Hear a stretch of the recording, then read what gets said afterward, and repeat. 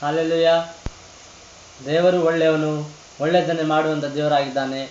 ನಮ್ಮ ಜೀವಿತದಲ್ಲಿ ದೇವರು ಮಾಡುವಂಥ ಅದ್ಭುತ ಕಾರ್ಯ, ಅದ್ಭುತ ಶಕ್ತಿ ಯಾವುದೆಂದು ನಾವು ತಿಳಿದುಕೊಳ್ಳೋಣ. ನಮ್ಮ ಪ್ರೀತಿಯ ಸಹೋದರ ಸಹೋದರಿಯರೇ, ನಾನು ಈ ದಿನ ಮಾತಾಡಲಿಕ್ಕೆ ಬಂದಿರುವಂಥ ವಿಷಯ, ನಾವು ದೇವರಲ್ಲಿ ನಂಬಿಕೆಯನ್ನು ಬೆಳೆಸುವುದು ಹೇಗೆ. Today I have come here to speak some words about how to build faith in God. ನಾವು ದೇವರಲ್ಲಿ ಹೇಗೆ ನಂಬಿಕೆಯನ್ನು ಬೆಳೆಸಬೇಕು, ನಾವು ಈ ವಾಕ್ಯದ ಮುಖಾಂತರ ನಾವು ತಿಳಿದುಕೊಳ್ಳೋಣ. ನನ್ನ ಪ್ರೀತಿಯ ಸಹೋದರ ಸಹೋದರಿ, ನಾವು ಒಂದು ವಿಷಯವಾಗಿ ಹೇಳ್ತೇವೆ, ನಿಮ್ಮನ್ನು ಮರಣದಿಂದ ಜೀವಕ್ಕೆ ನಡೆಸುವಂಥ ದೇವರೊಬ್ಬನಿದ್ದಾನೆ, ನಿಮ್ಮನ್ನು ಪಾಪದಿಂದ ಪುಣ್ಯಕ್ಕೆ ನಡೆಸುವಂಥ ದೇವರೊಬ್ಬನಿದ್ದಾನೆ ಎಂದು ಹೇಳಿದರೆ ಸಾಲದು. ಅದಕ್ಕೆ ಆಧಾರ ನಾವು ನೋಡುವಾಗ ವಿಮೋಚನಾ ಕಾಂಡ 23ನೇ ಅಧ್ಯಾಯ 1ನೇ ವಚನದಲ್ಲಿ ಹೇಳಿದ ಪ್ರಕಾರ, ಆಧಾರವಿಲ್ಲದ ಸುದ್ದಿಗಳನ್ನು ಹಬ್ಬಿಸಬಾರದು ಎಂದಿದೆ. ಆಧಾರವಿಲ್ಲದ ಸುದ್ದಿಗಳನ್ನು ನಾವು ಯಾವುದೇ ಕಾರಣಕ್ಕೂ ಆಧಾರವಿಲ್ಲ, ಒಂದು ವಿಷಯಕ್ಕೆ ಆಧಾರವಿಲ್ಲ, ಆ ಸುದ್ದಿಯನ್ನು ನಾವು ಯಾವತ್ತೂ ಹಬ್ಬಿಸಬಾರ್ದು. ಯಾಕೆಂದರೆ ದೇವರು ನಮಗೆ ಕೊಟ್ಟಿರುವಂಥ ಆತ್ಮ ಯಾವುದು? ಬಲ, ಪ್ರೀತಿ, ಶಿಕ್ಷಣಗಳ ಆತ್ಮ ಹೊರತು ಹೇಳಿತನದ ಆತ್ಮವಲ್ಲ.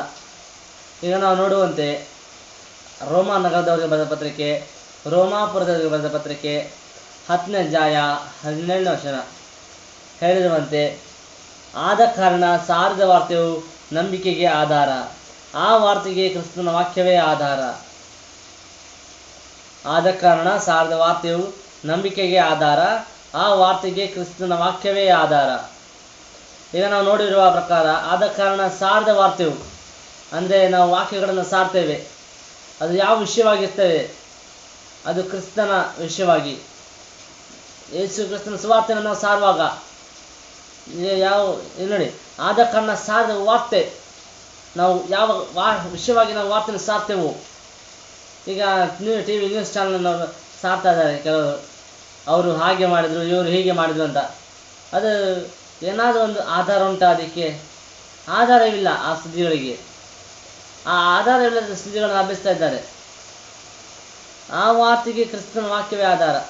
ಈಗ ನೋಡಿ, ಈಗ ಭೂಮಿಯಲ್ಲಿ ನಡೆಯುವಂಥ ಒಂದೊಂದು ವಿಷಯಕ್ಕೆ, ಈಗ ಚಂಡಮಾರುತ, ಹಾಗೆ ಮತ್ತು ನೆಕ್ಸ್ಟ್ ಅಂದರೆ ಅಂಟು ರೋಗ ಅಂದರೆ ಕೊರೋನಾ.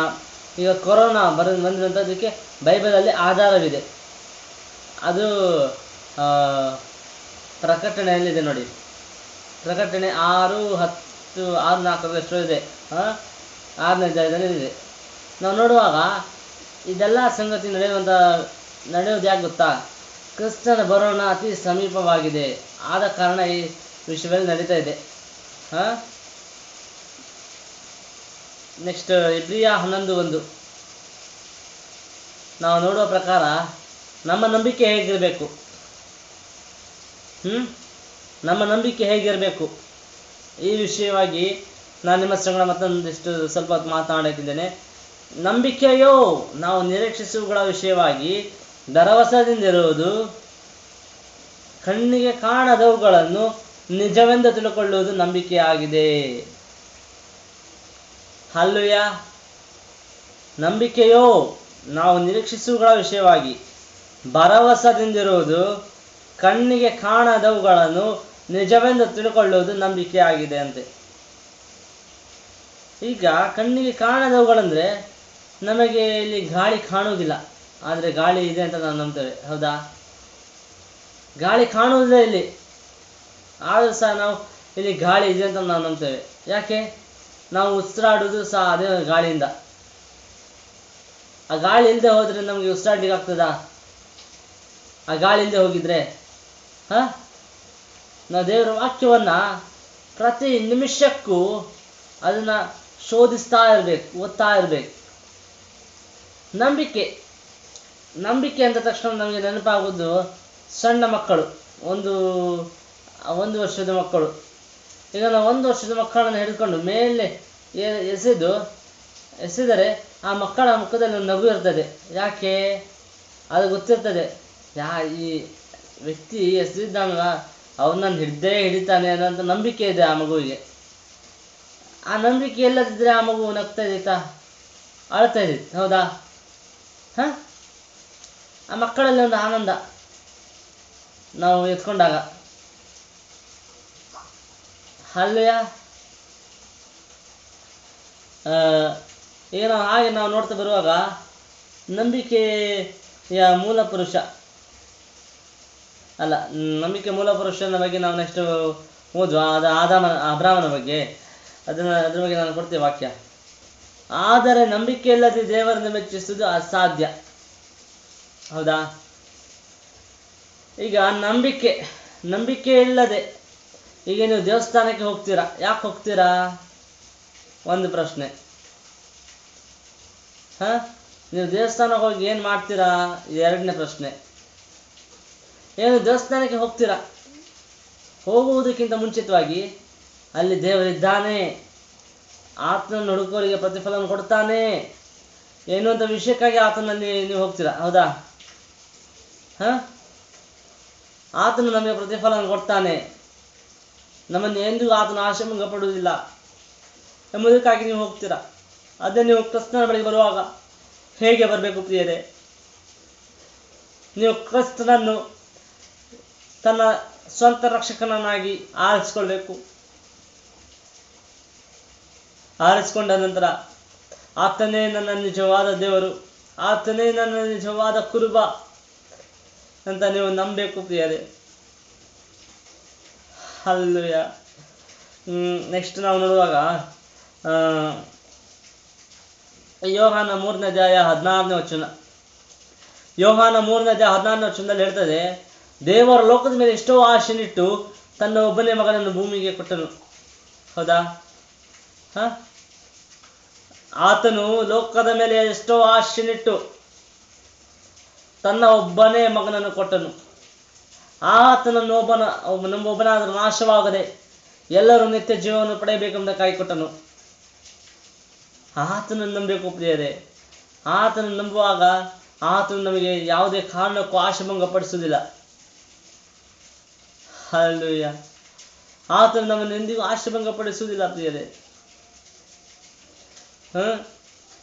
ದೇವರು ಒಳ್ಳೆಯವನು, ಒಳ್ಳೆಯದನ್ನು ಮಾಡುವಂಥ ದೇವರಾಗಿದ್ದಾನೆ. ನಾವು ನೋಡುವಾಗ ಪ್ರತಿಯೊಂದು ಸಂಗತಿಗಳಲ್ಲಿ, ಪ್ರತಿಯೊಂದು ವಿಷಯಗಳಲ್ಲಿ ದೇವರೇ ನಮ್ಮ ಮೂಲ ಪುರುಷನು. ಆದರೆ ಕೆಟ್ಟ ಕೆಲಸಕ್ಕೆ ದೇವರು ಕಾರಣನೇ ಅಲ್ಲ.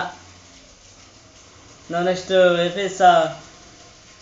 ಎಫೆಸದಲ್ಲಿ ನಾವು ನೋಡ್ಕೊಳ್ಳುವ ಪ್ರಿಯರೇ, 2:8 ನಂಬಿಕೆಯ ಮೂಲಕ ಕೃಪೆಯಿಂದಲೇ ರಕ್ಷಣೆಯನ್ನು ಹೊಂದಿದವರಾಗಿದ್ದೀರಿ. ನಂಬಿಕೆಯ ಮೂಲಕ ಕೃಪೆಯಿಂದಲೇ ರಕ್ಷಣೆ ಹೊಂದಿದವರಾಗಿದ್ದೀರಿ.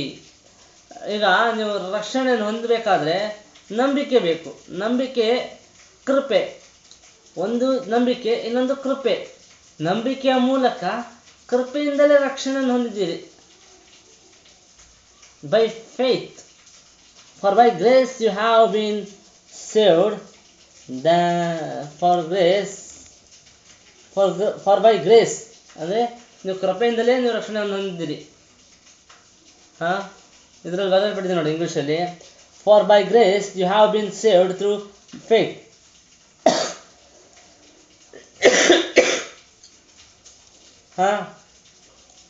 And this is not your own doing, it's the gift of God.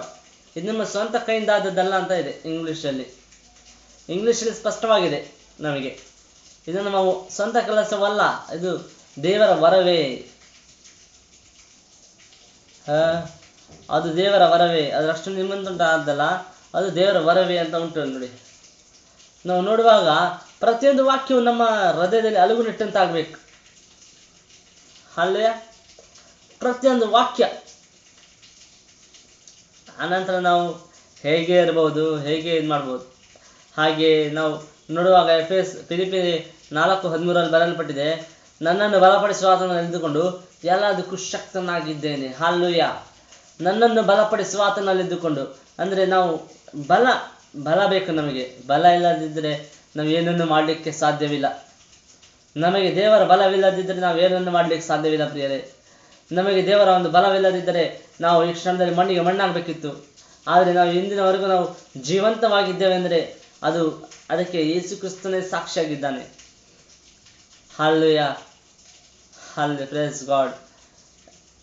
ಯೇಸುವಿನ ನಾಮದಲ್ಲಿ ಸ್ತೋತ್ರವಾಗಲಿ. ಯೇಸುವೇ ನಾಮೇ ಸ್ತೋತ್ರ.